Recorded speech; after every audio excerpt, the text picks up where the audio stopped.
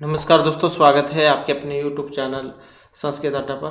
दोस्तों, आज की जो वीडियो इसमें हम करने वाले हैं, आपका हरियाणा में जो टीचर एलिजिबिलिटी जो टेस्ट है TST PhD 2024 वाला, जो आपका दिसंबर या फिर जनवरी में जिसकी होने की संभावना है। तो आपके एग्जामों के लिए महत्वपूर्ण जो क्वेश्चन है आज की वीडियो में हम यहाँ पर करने वाले हैं। और इनसे पहले वाली वीडियो जो थी उसमें हमने आपका सिलेबस कंप्लीट कर लिया है। इसके अलावा जो पूर्व वर्ष में जो एग्जाम में थे इनके भी जो महत्वपूर्ण क्वेश्चन है वो हमने कंप्लीट कर लिया है। इसके अलावा आपके जो छः सात प्रैक्टिस सेट जो वो भी हो चुके हैं। तो इन सभी को अगर आप देखना चाहते हैं तो ये सभी आपको हमारे चैनल की प्लेलिस्ट में मिल जाएंगे। और इसके अलावा आप महत्वपूर्ण अपडेट के लिए भी चैनल को सब्सक्राइब कर लीजिएगा, क्योंकि कई बार वीडियो नहीं बनती है तो महत्वपूर्ण जो अपडेट आती है हम ऐसे ही टेलीग्राम ग्रुप पर डाल देते हैं। तो उसके लिए आप जैसे ज्वाइन सब्सक्राइब कर लीजिएगा, सभी फ्री ऑफ कॉस्ट है। तो इसके कोई पैसे नहीं लगते हैं, तो सभी जो हमारा फ्री ऑफ कॉस्ट है, तो इसे आप ज्वाइन सब्सक्राइब कर लीजिएगा। क्योंकि स्टैट वालों के भी लिए एक महत्वपूर्ण अपडेट आई थी, तो जो आपको टेलीग्राम ग्रुप पर मिल जाएगी, उसमें जो आप देख लीजिएगा। तो अपने जो क्वेश्चन है उनको अब हम यहाँ पर जो देख लेते हैं। और इससे पहले के जो क्वेश्चन थे वो कल वाली वीडियो जो थी उसमें हमने किए थे। तो इस वीडियो के अंत में जो आपको वो वाली वीडियो मिल जाएगी, उसमें जो आप उनको देख सकते हैं। तो यहाँ पर पहला क्वेश्चन आया है, शैल उन्नत है। उदाहरणमस्ति तत्पुरुष समासस्य, अव्ययभाव समासस्य, क्रमधारय या फिर बहुव्रीहि समासस्य है। तो ये जो शैल उन्नत जो यहाँ पर शब्द है, ये समास बताना आपने, इसमें समास कौन सा है। तो इसमें समास की बात करें तो ऑप्शन रहेगा बी वाला। तो कौन सा आया है यहाँ पर, कर्मधारय समास। जिस समास में पूर्व पद और उत्तर पद एक ही विभक्ति के हों तो उसे हम कहेंगे कर्मधारय समास। जैसे यहाँ पर ये शैल उन्नत आया है, ये दोनों क्या है, शैल उन्नत है, प्रथमा विभक्ति में बने हैं दोनों। तो इस कारण से यहाँ पर ये इसमें समास है, समानाधिकरण कर्मधारय समास। क्योंकि जो समास जैसे कर्मधारय है, इसके दो भेद हैं, समानाधिकरण व्याधिकरण। समानाधिकरण मतलब दोनों विभक्तियाँ समान होंगी, और व्याधिकरण दोनों विभक्तियाँ अलग अलग होती हैं। जैसे आपने तत्पुरुष समास में पढ़ा होगा, उसमें भी समानाधिकरण व्याधिकरण होते हैं। व्याधिकरण तत्पुरुष जो समास है उसके 6 भेद होते हैं, जो आपने पढ़े होंगे, द्वितीय तत्पुरुष समास, तृतीया, चतुर्थी, पंचमी, षष्ठी, सप्तमी तत्पुरुष समास, वे वाले। तत्पुरुष समास क्या होता है, जिसमें द्वितीय पद प्रधान होता है। अव्ययभाव समास क्या पहचान क्या, इसमें शुरू में अव्यय उपसर्ग होता है। बहुव्रीहि समास की पहचान क्या है, जिसमें न पूर्व पद न उत्तर पद बल्कि अन्य पद प्रधान होता है, तो वहां पर होता है बहुव्रीहि समास। तो इस प्रकार से ये समास है। नेक्स्ट क्वेश्चन आ जाता है, छात्र उपहानम पदे समास अस्ति। अब यहाँ पर इसमें समास है, बहुव्रीहि, तत्पुरुष, कर्मधारय या फिर द्वंद्व समास। छात्र उपहानम, तो इसमें कौन सा समास है। समास की बात करें तो द्वंद्व जो यहाँ पर इसमें समास है। जिस समास में दोनों पद प्रधान हो तो उसे हम कहेंगे द्वंद्व समास।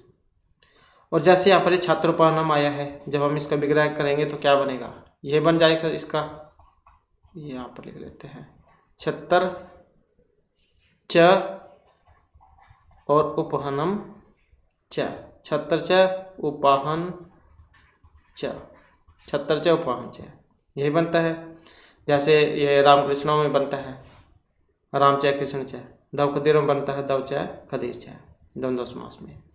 और ये द्वंद्व समास के भेद कितने होते हैं, तो 3 भेद होते हैं इसके, इतरेतर, एक्सेस और समाहार, द्वंद्व समास।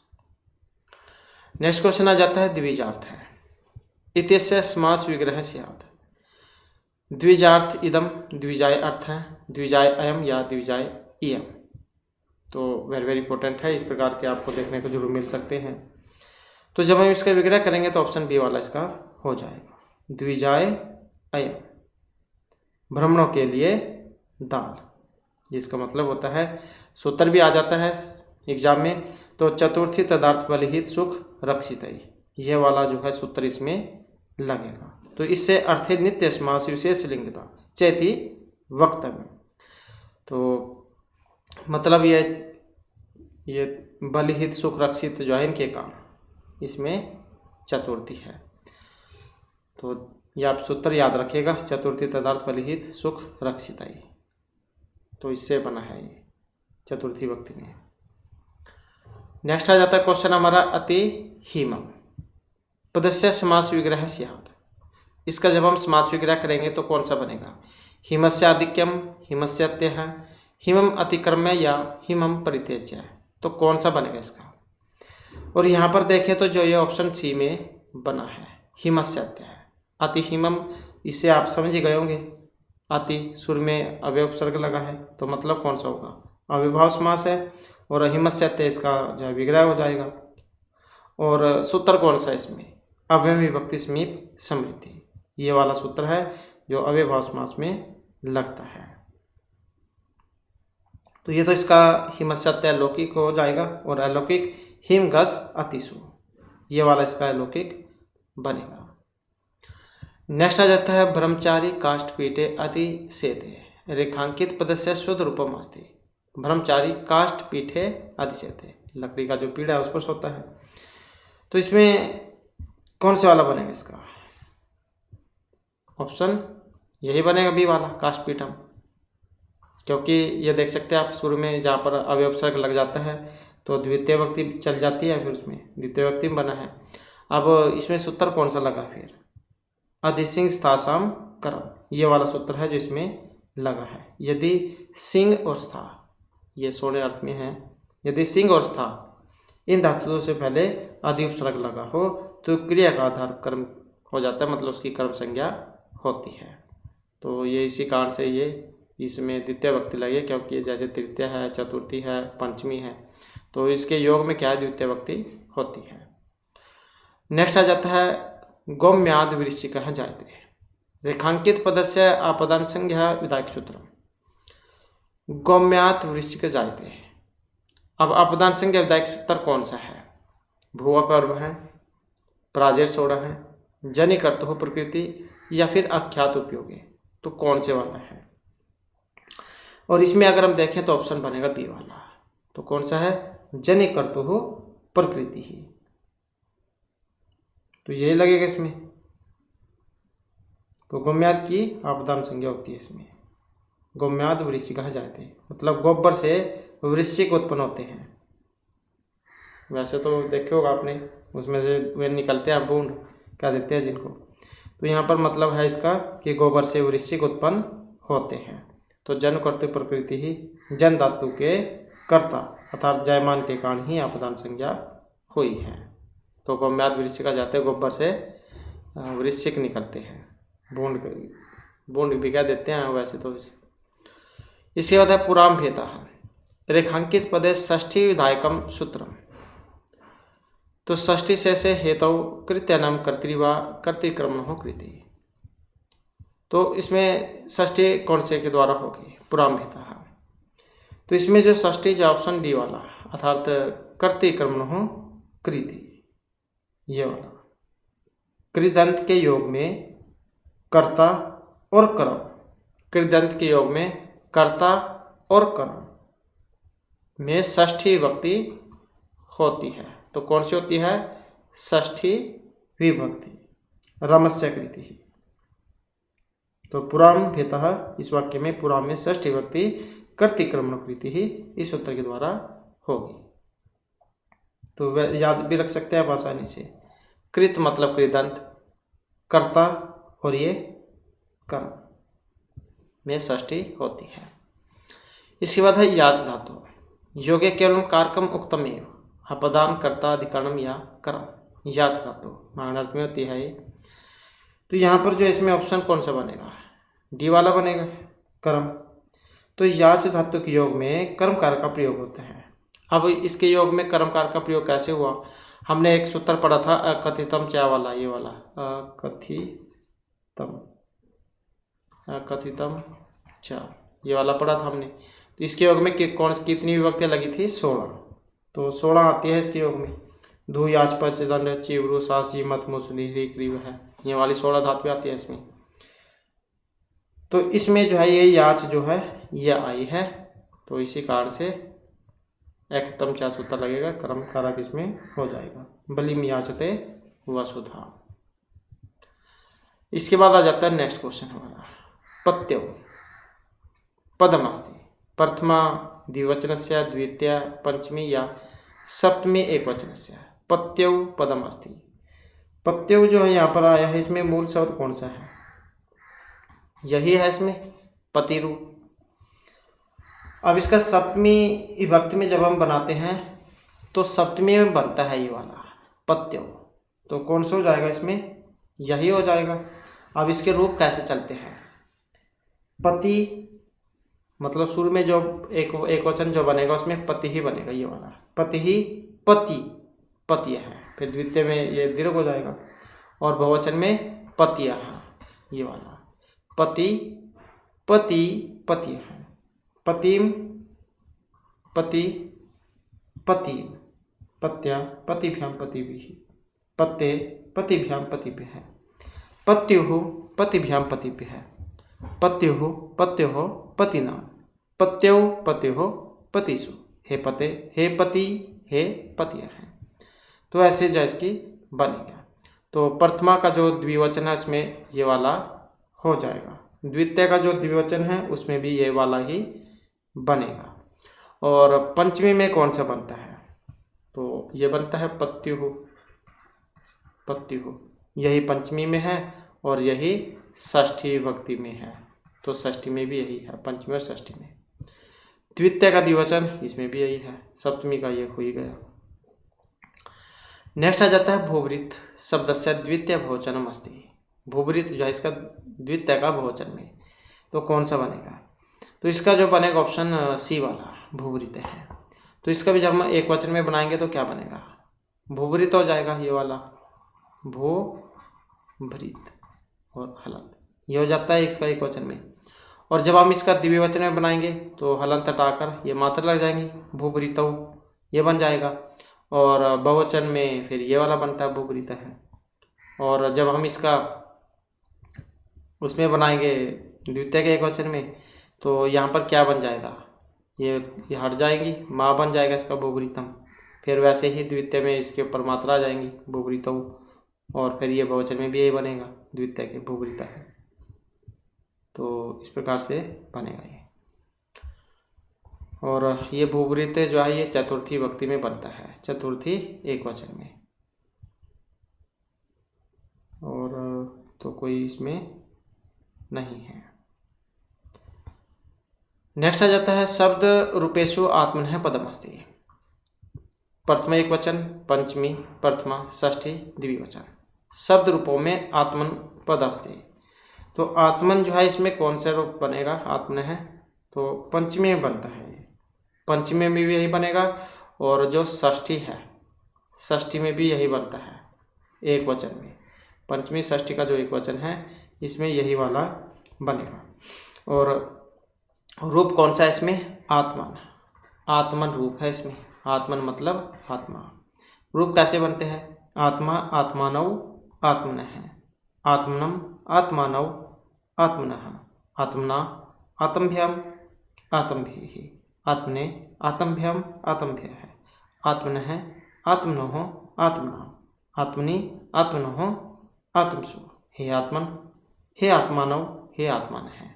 तो ऐसे बनते हैं इसके रूप। इसके बाद है नेक्स्ट हमारा, नेक्स्ट में आ जाता है जगती शब्द रूप।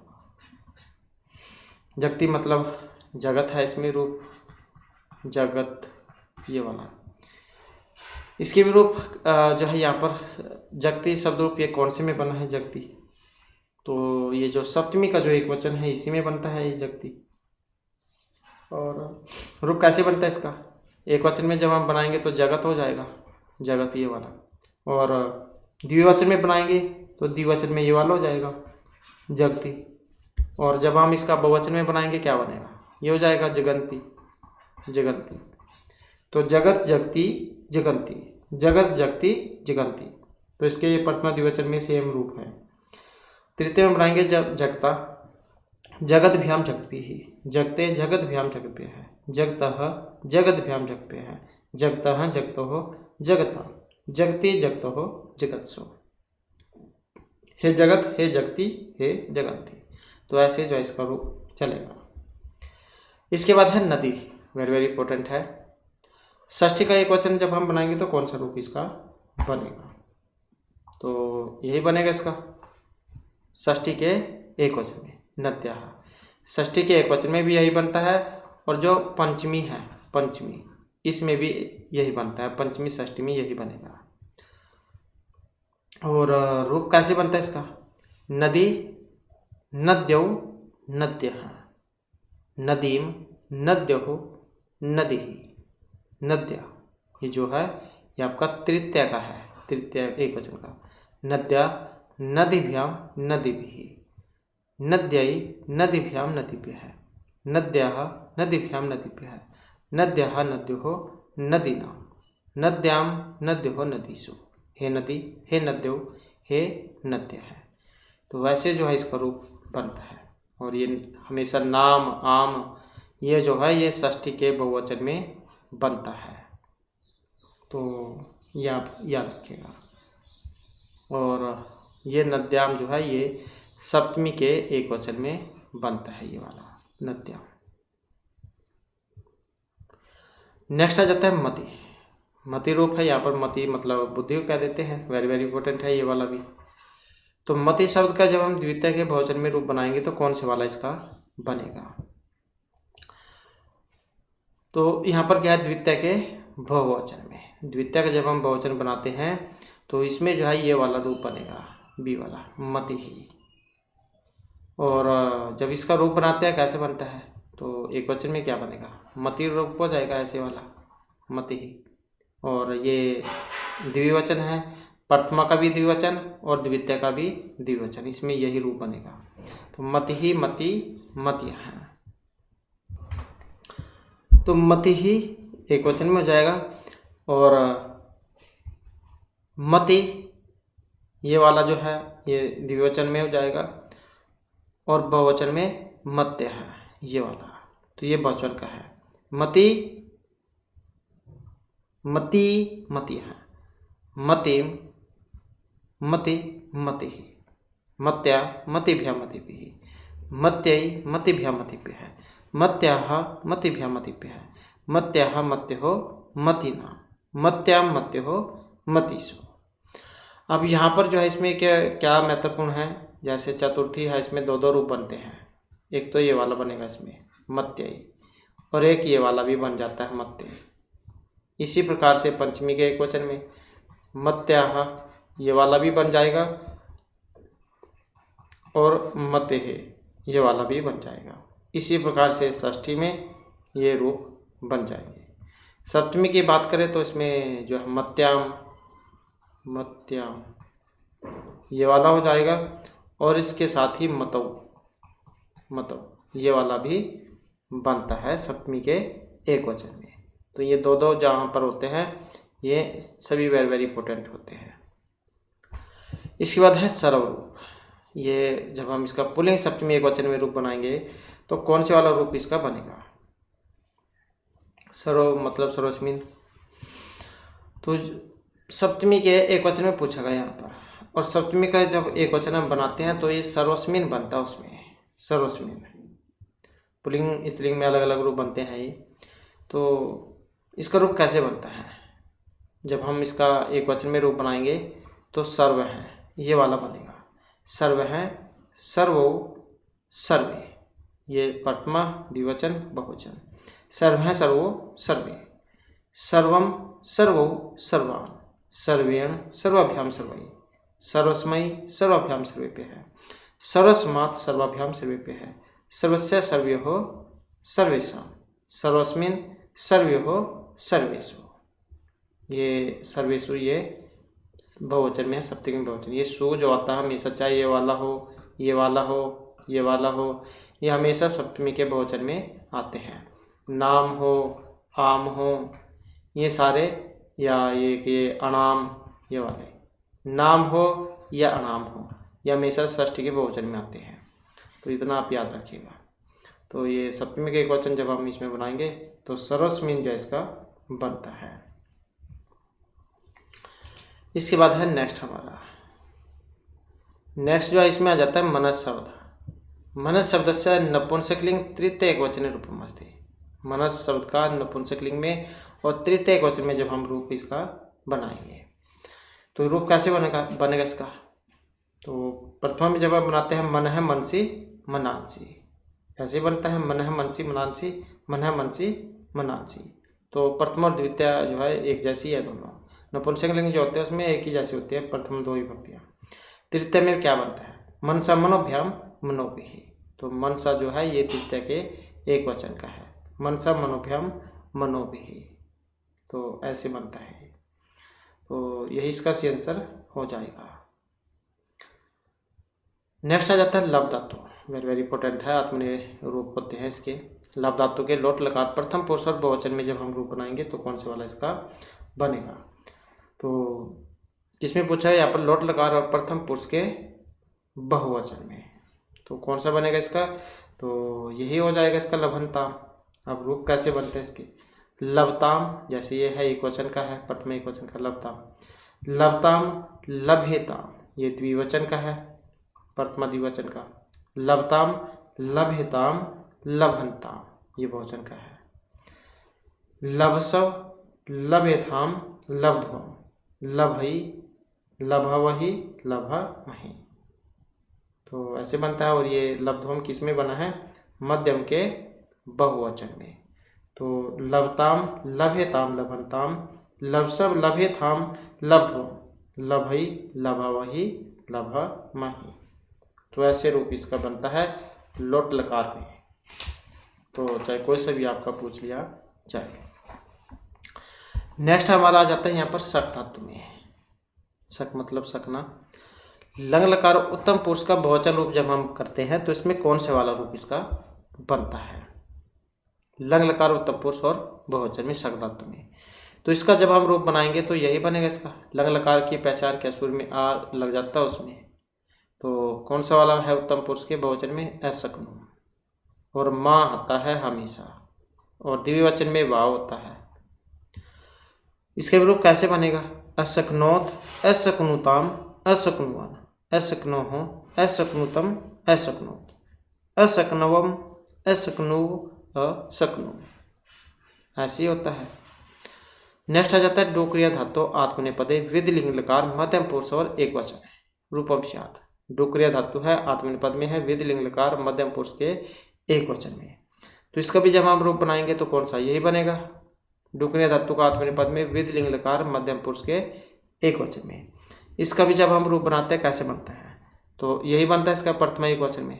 कुर्वीत कुर्वीत कुर्वियाताम कुर्वीरन, कुर्वीथाः कुर्वियाथाम कुर्वीध्वम, कुर्वीया कुर्वीवहि कुर्वीमहि। तो ऐसे बनते हैं इसके रूप।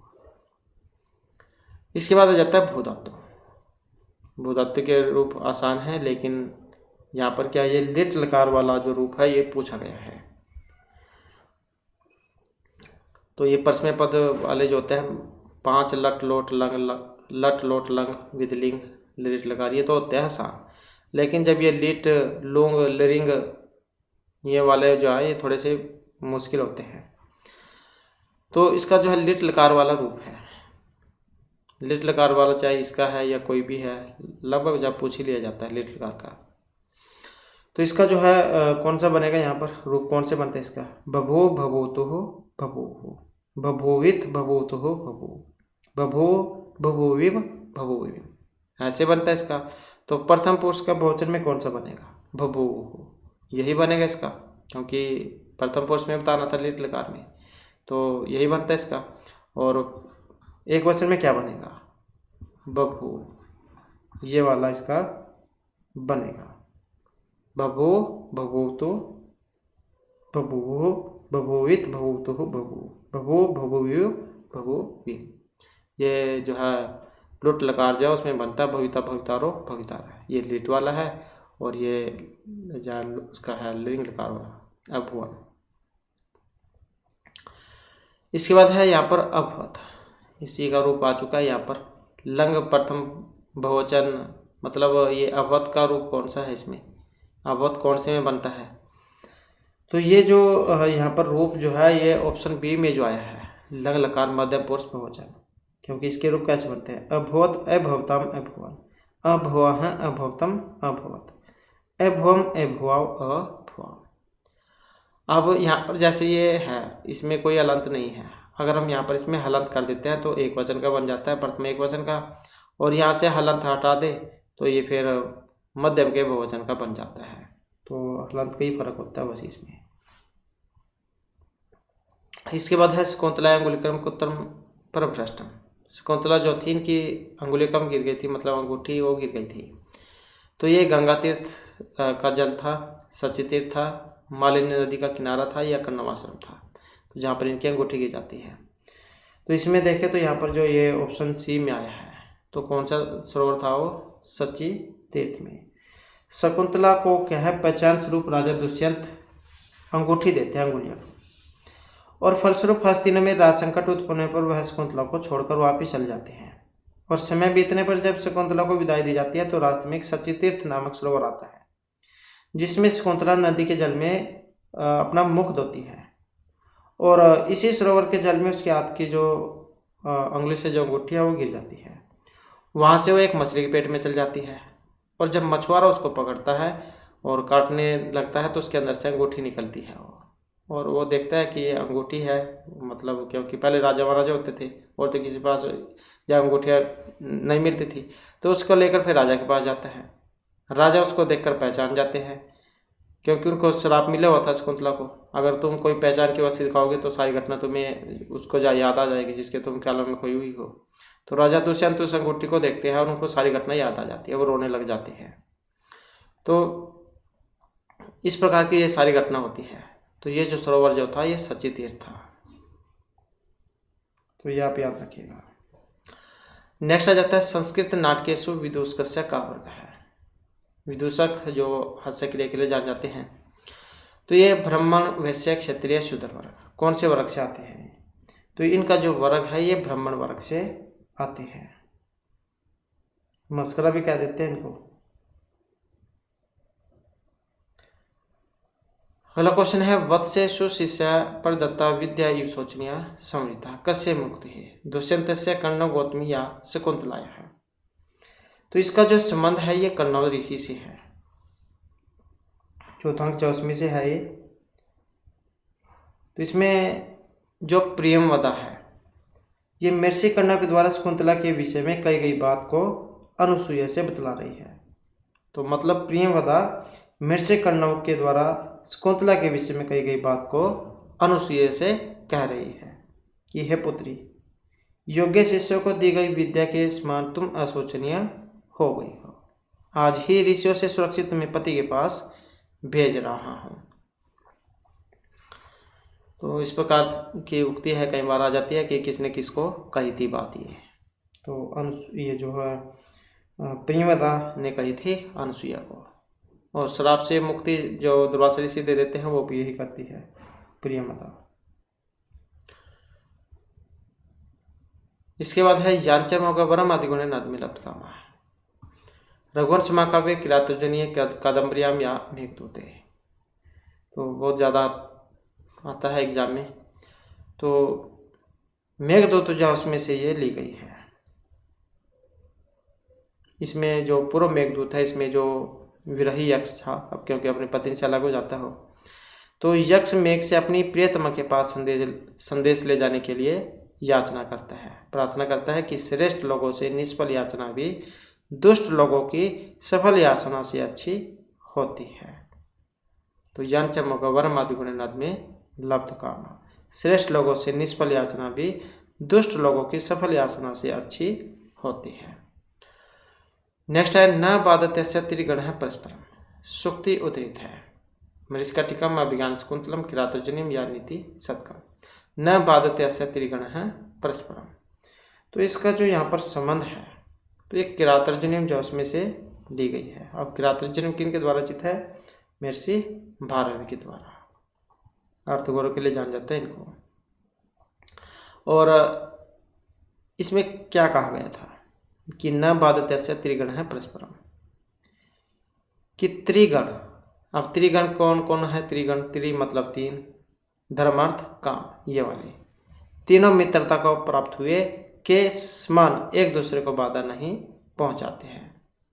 न बाधत्य त्रिगण परस्परम, कि त्रिगण अर्थात धर्म अर्थ काम तीनों मित्रता को प्राप्त हुए के समान एक दूसरे को बाधा नहीं पहुंचाते हैं। तो इस प्रकार की ये सूक्ति थी और किरातोजनिम में से ली गई है प्रथम सर्ग में से। इसके बाद है बृहत्त्रयमस्य ग्रंथस्य गणना न भवति। हमने आपको पहले बताया था लघुत्रयी बृहत्त्रयी, इसमें से क्वेश्चन कई बार आ जाता है, पहले भी बहुत बार पूछा जा चुका है। तो बृहत्त्रयी में नहीं आते हैं, कौन कौन से हैं, मतलब कौन सा आता है या कौन सा नहीं आता है। तो इसमें जो ऑप्शन सी में यहाँ पर दिया गया है कुमार संभव, ये नहीं आता है। कौन कौन से आएंगे इसमें, किरातोर्जुनीयम आ जाएगी, शिशुपालोधम आ जाएगा और नैषधीयतम आ जाएगा। अब कुमार संभव नहीं आएगी। और फिर कुमार संभव किस में आता है, तो ये आता है लघुत्रयी में। किस में आता है, लघुत्रयी में। तो कौन कौन से आते हैं इसमें, कुमार संभव, मेघदूतम और रघुवंशम, ये 3 लघुत्रयी में आते हैं, ये 3 बृहत्त्रयी में। और महर्षि कालिदास को लघुत्रयी के लिए जाना जाता है क्योंकि ये कुमार संभव, मेघदूत, रघुवंश, ये तीनों महर्षि कालिदास द्वारा रचित है, तो इसलिए महर्षि कालिदास को लघुत्रयी भी कहा जाता है। नेक्स्ट है वचन है भारवी। महर्षि जो भारवी इनके वचन थे, इनकी वाणी कैसी थी। अब यहाँ पर कदली का फल है, दाड़िम फल है, द्राक्ष है, या नारिकेल फल है। तो कौन से फल के समान थे इनकी वचन, तो इनके जो वचन जो है वो नारियल का फल जो होता है उसके समान है। क्योंकि जैसे नारियल का फल है बाहर से तो बहुत कठोर होता है लेकिन अंदर से उतने ही नरम होते हैं, तो इसी प्रकार से इनके वचन थे कि कहने में बेशक ये किसी को बुरा लगती हो, बात इनकी कठोर लगती हो, लेकिन वो अंदर से उतनी ही नरम थी।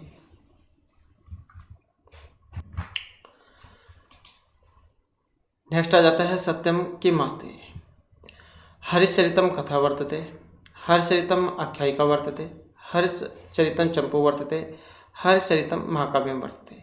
तो इसमें एक सही है। अब सही कौन सी वाली बात है, यही बात सही है कि हरिश्चरितम आख्यायिका वर्तते। और उच्छ्वासों में है तो जिसकी संख्या 8 है। वीररस में नायक इसके हर्षवर्धन ही है क्योंकि हर्षवर्धन के जीवन चरित्र के ऊपर है, महर्षि बाणभट्ट के द्वारा रचित है। नेक्स्ट है तस्य अशेस्त्री भुवन सुंदरम अतिशयनित नलकुबेरम रूपमस्ति। पुंडरीकस्य श्वेतकेतुः कपिंजरस्य या चंद्रपीडस्य। तो इसका जो संबंध है ऑप्शन ए से रहेगा, अर्थात जो पुंडरीक है।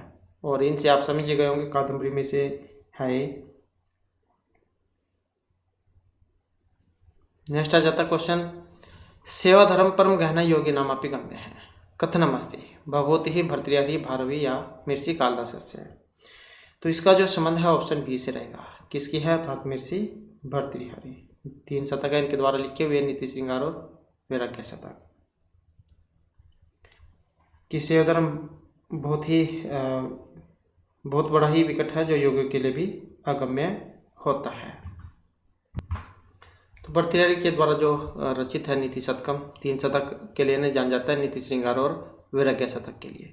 तो यहाँ पर जो है इसमें एक जो कथा आती है जिसके माध्यम से यहाँ पर इन्होंने बतलाया था कि एक सिद्ध योगी थे और अपनी सिद्धियों के द्वारा अनेक कार्य शीघ्र संपन्न कर देते थे, किंतु उन्हें अपने हृदय में शांति का अनुभव नहीं होता था। उसने सोचा जब शांति नहीं तो इन सिद्धियों से क्या लाभ, इसलिए वे अपनी कुटी को छोड़कर निकल गए और रात्रि में एक स्थान पर विश्राम हेतु रुके। वहाँ एक रोगी मलमूत्र से लेटा हुआ था।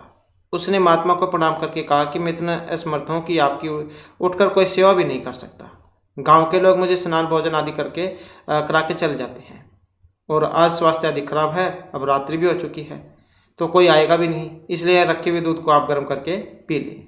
योगी के मन में करुणा जागी और उसने उस वृद्ध को स्नान करके उसके बिस्तर को धो दिया और स्वच्छ आसन लगाकर उसे बिठा दिया और दूध पिलाया। अब योगी का हृदय अपने आप ही खुश हो गया और उसे अद्भुत शांति का अनुभव हुआ और वह उस वृद्ध की सेवा करके उसके पूर्ण स्वस्थ होने के बाद अपनी कुटी पर लौट आया। लोगों ने पूछा कि महाराज आप किस साधना के लिए गए थे, आप तो सिद्ध महापुरुष हैं। तो योगी ने उत्तर दिया कि सिद्धियों को प्राप्त करना उतना कठिन नहीं, शांति मिलना कठिन अवश्य है और इन सिद्धियों से शांति भी नहीं मिलती, इसलिए शांति की खोज में गया था और वह जो मुझे मिल गई है। और जब लोगों के समक्ष उसने वह सेवा वाली घटना बताई तब लोगों ने सेवा का महत्व समझा और निस्वार्थ भाव से की गई सेवा जो है अपना प्रभाव जो दिखाती है। हमें किसी भूखे को भोजन कराकर से हम इसका अनुभव कर सकते हैं। और इसके अनेक रूप भी हैं कि जो व्यक्ति अपने कर्तव्य को निश्चलता भाव से पूर्ण करता है उसे शांति का अनुभव होना आश्चर्यजनक नहीं। महायोगी जो भर्तृहरि है ये कहते हैं कि सेवा प्राणी यदि मौन रहे तो लोग उसे गूंगा कहते हैं, और प्रवचन में पटु हो तो पागल और बकवासी, और पास में रहते हो तो दृष्ट, और दूर रहे तो मूर्ख, क्षमाशील हो तो डरपोक, असहनशील हो तो निकृष्ट कुल का कहना शुरू कर देते हैं। तो इसलिए यहाँ पर एक आ गया है सेवा धर्म कितना कठिन है। तो ये तो योग्य के लिए भी मतलब अगम्य है, दुष्कर है, कठिन है। तो इस प्रकार का था ये नीति शतक में से श्री भर्तृहरि जैन के द्वारा ये रचित है। अगला क्वेश्चन आ जाता है विधि अहो बलवान नीति में मति ही। ये भी यहाँ पर सूक्ति है। उत्तर रामचरित, किरातर्जनियम, नीति शतकम या मेघदूत। तो मतलब कहाँ से ली गई है विधि अहो बलवान नीति में मति ही।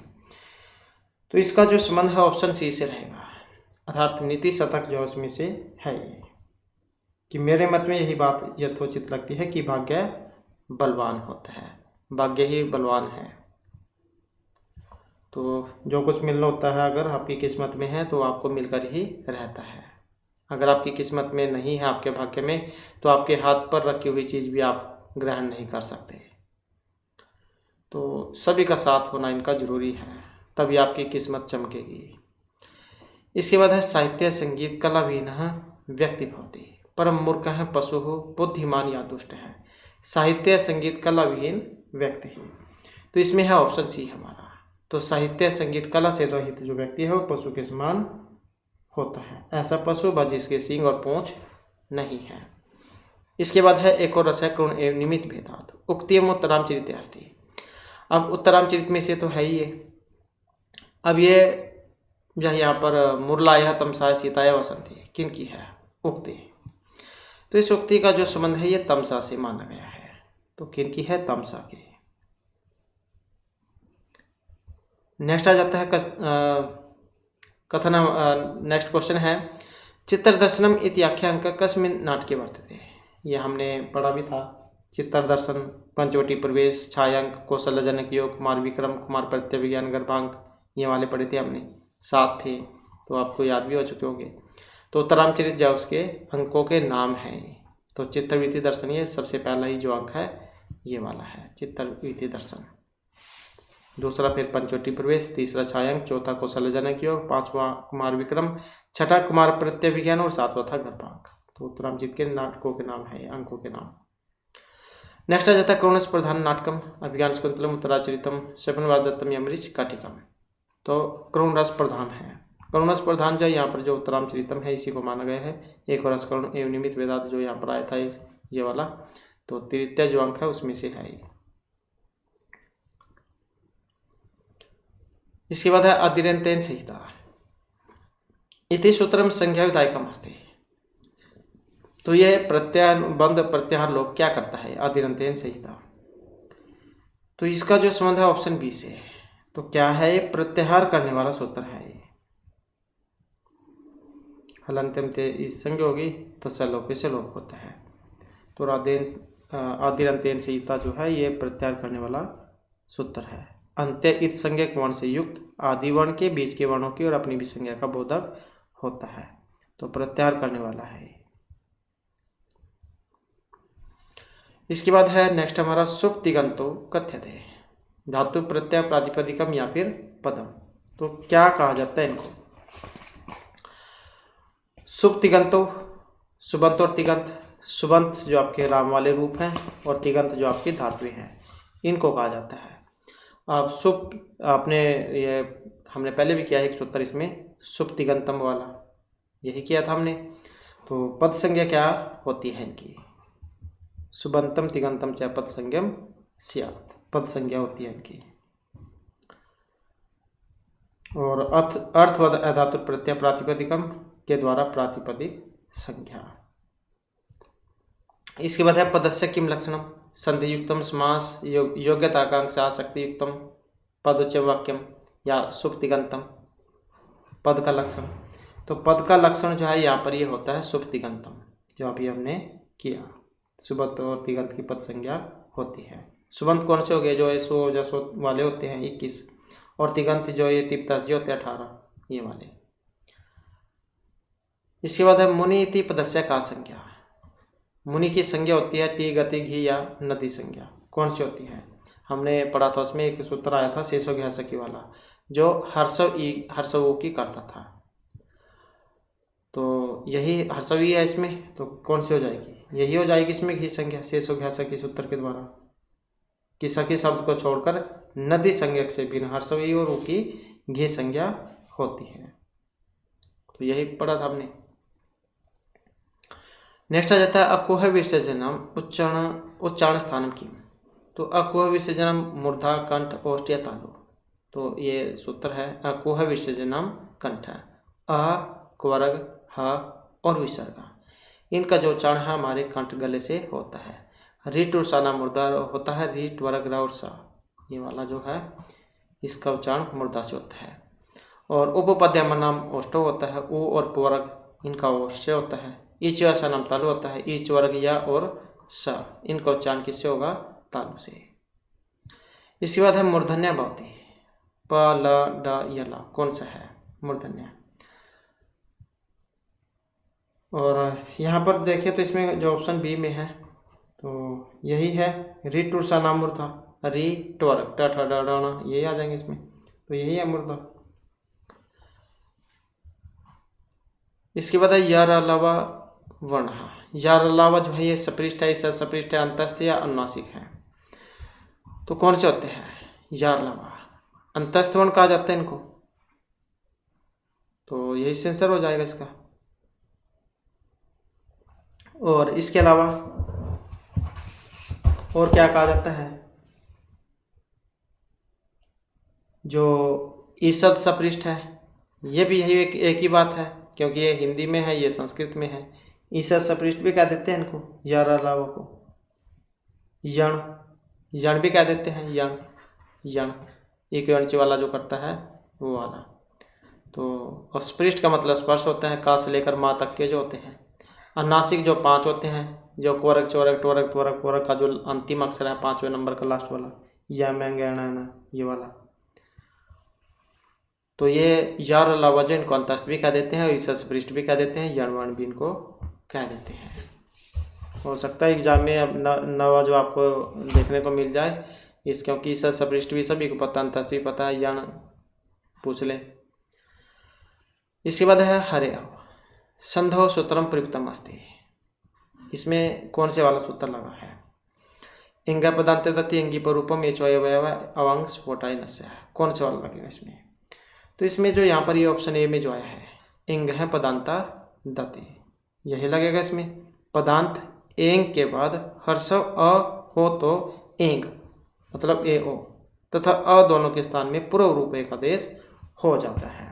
तो इसका भी हमने उदाहरण जो है किया था इंगा पदांता दत्ति वाला। तो कौन सा पढ़ा था? एक तो यही पढ़ा था हरे अव, और दूसरा कौन सा पढ़ा था? यह वाला किया था हमने, विष्णु अव, ये वाला। तो ये किए थे हमने इसमें, तो यही वाला है इंगा पदांत दत्ति। क्या करता है? कई बार आ जाता है, क्या करता है? पूर्व रूप, तो पूर्व रूप जो है ये करता है। और ये वाला क्या करता है? ये पर रूप करता है, इंगी पर रूप। इसके भी उदाहरण हमने किए थे, प्रेजते उपोस्ति वाले। इसके अलावा और कौन कौन से किए थे? स्कंदु करकंदु मनीषा पतंजलि, ये वाले भी किए थे, ये भी पर रूप के ही उदाहरण हैं। ये चाहे के हमने किए थे उसमें, वे हरिये विष्णवे नायक हैं पावक हैं वे वाले, तो ये चाहे के हैं। और ये एक रह गया ये अवंग स्फोटाइनस से,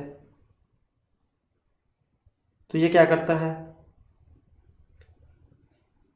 तो अवंग आदेश करेगा ये। इसमें जैसे ग्वाग्रम है, ग्वाग्रम या गोअग्रम इसी का लगा लो, जैसे यही है गो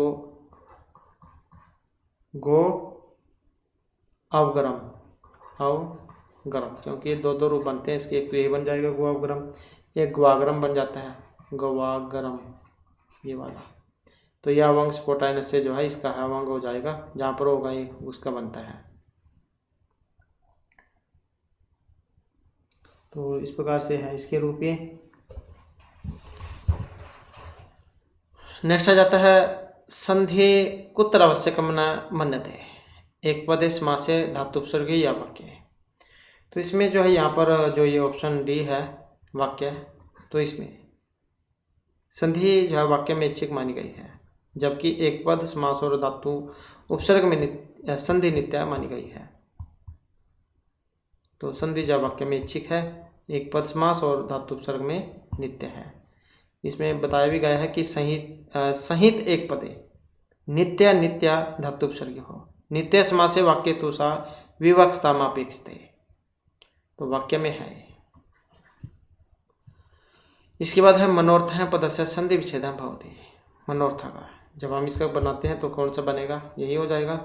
मनस प्लस में रहता है मनोर्थ है, सज स्वर से रू हो जाएगा, इसमें हंसी चाय से ऊ होगा और आद गुण से गुण होगा, उसके बाद बनता है मनोर्थ है। इसके बाद है शिवे ही। इसका जब हम यहाँ पर संधि विच्छेद करेंगे तो कौन सा वाला बनेगा, तो जब हम इसका यहाँ पर संधि विच्छेद करेंगे तो यही बन जाएगा इसका शिव आ और ई ही।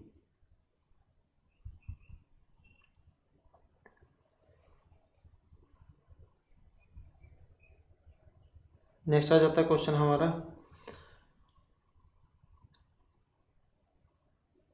क्वेश्चन है यहाँ पर पाणिपादम अस्य स्मस पदस्य विग्रह वर्तते। तो इसका जब हम स्मस पद में बनाएंगे तो कौन सा बनेगा या कौन सा जो है इसमें समास हुआ है पाणिपादम, तो यहाँ पर इसमें जो हमारा आंसर ऑप्शन ए वाला है, पाणी च पादौ च तेषाम समाहार है, यही बनता है। समाहारार्थ में द्वंद्व समास और नपुंसक लिंग एक वचन में होता है, जिसके 3 भेद हमने पढ़े थे, समाहार इतर एक शेष द्वंद्व समास। तो समाहार जो समूह का बोध कराएगा वही है पाणिपादम, और जो एक इतरेतर द्वंद्व समास जैसे शिव केशव, और ये एक शेष द्वंद्व समास पितरौ माता च पिता च, तो पाणिपादम जो है द्वंद्व के जो 3 भेद हैं समाहार द्वंद्व समास उसको उदाहरण है। इसके बाद है प्रायण उत्तर पद प्रधान समास है, किस में होता है, केवल तत्पुरुष अव्ययभावी या फिर बहुव्रीहि समास में। उत्तर मतलब न पूर्व और प्रायण उत्तर पद प्रधान है, तो कौन सा समास होगा इसमें, क्योंकि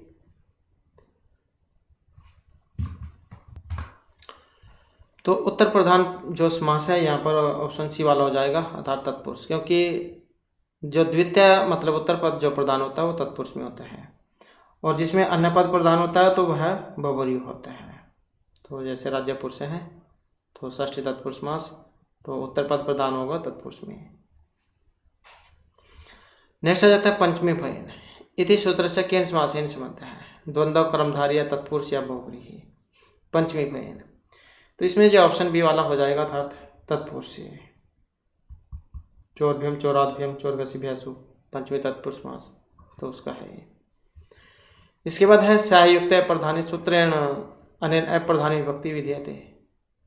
द्वितीय प्रथमा चतुर्थी तृतीया कौन सी है, तो इसमें ऑप्शन सी अर्थात तृतीया विभक्ति। ये जो सहसाकम सार्धम समम जो होता है इसके योग में तृतीय विभक्ति होती है, तो सह के योग में प्रधान कारक में तृतीय विभक्ति होगी। राम के साथ सीता वन जाती है, तो राम इसमें क्या है, यह प्रदान करता है, तो इस कारण से तृतीया होगी। जैसे ये बना था इसका रामेण सह सीतावनम गस्ती, ये वाला। इसके बाद है अनिभित कर्तरी विभक्त है स्यात्। प्रथमा तृतीय द्वितीय चतुर्थी वेरी वेरी इंपॉर्टेंट है, ये बहुत ज़्यादा उड़ जाते हैं एग्जाम में, उक्त में अनुक्त में, ये ऐसे ऐसे ये वाले जो है ये वाले। तो अनिभित कर्तरी विभक्ति ही स्यात् कौन सी होगी इसमें, तो इसमें होती है तृतीय विभक्ति। अनिभित अकथित या अनुक्त कर्ता, अनुक्त तो हमने किए थे अनुक्त वाले, अनुक्त उक्त वाले, तो जो अनुक्त कर्ता है इसमें कौन सी होती है, तृतीय विभक्ति। कौन सी होगी, तृतीय विभक्ति।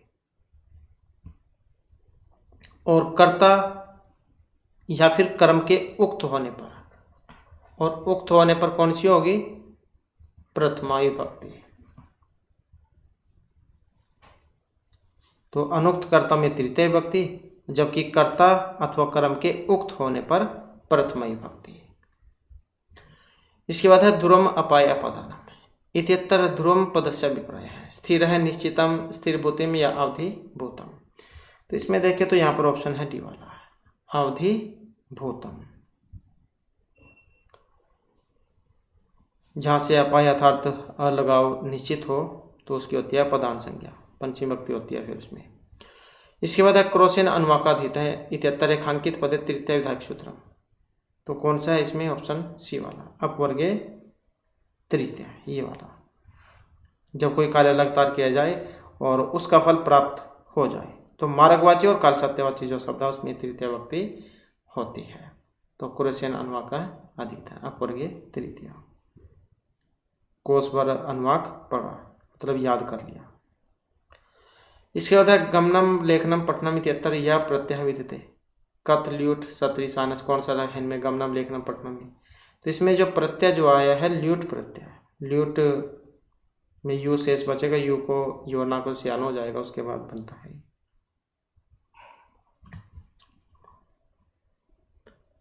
इसके बाद है कृत्य कत प्रत्यय स्यु, भाव करणे कर्तरी कर्मणि करणे भाव कर्मण है।